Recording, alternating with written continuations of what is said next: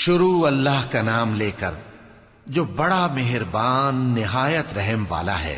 بھلا تم کو ڈھانپ لینے والی یعنی قیامت کا حال معلوم ہوا ہے؟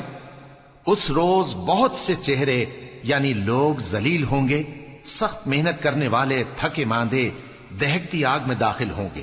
ان کو ایک کھولتے ہوئے چشمے کا پانی پلایا جائے گا، ایک سخت خاردار جھاڑی کے سوا ان کے لیے کوئی کھانا نہیں ہوگا جو نہ مفید غذا بنے اور نہ بھوک میں کچھ کام آئے۔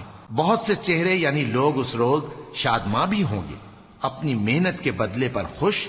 بہشت بری میں وہاں کسی طرح کی لغو بات نہیں سنیں گے، اس میں چشمے بہ رہے ہوں گے، وہاں تخت ہوں گے اونچے اونچے اور کٹورے قرینے سے رکھے ہوئے اور گاؤ تکیے قطار کی قطار لگے ہوئے اور نفیس مسندیں جگہ جگہ بچھی ہوئی۔ تو کیا یہ لوگ اونٹوں کی طرف نہیں دیکھتے کہ کیسے عجیب پیدا کیے گئے ہیں، اور آسمان کی طرف کہ کیسا بلند کیا گیا ہے، اور پہاڑوں کی طرف کہ کس طرح کھڑے کیے گئے ہیں، اور زمین کی طرف کہ کس طرح بچھائی گئی؟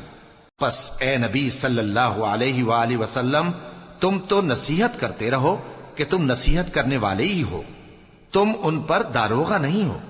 ہاں، جس نے منہ پھیرا اور نہ مانا تو اللہ اس کو بہت بڑا عذاب دے گا۔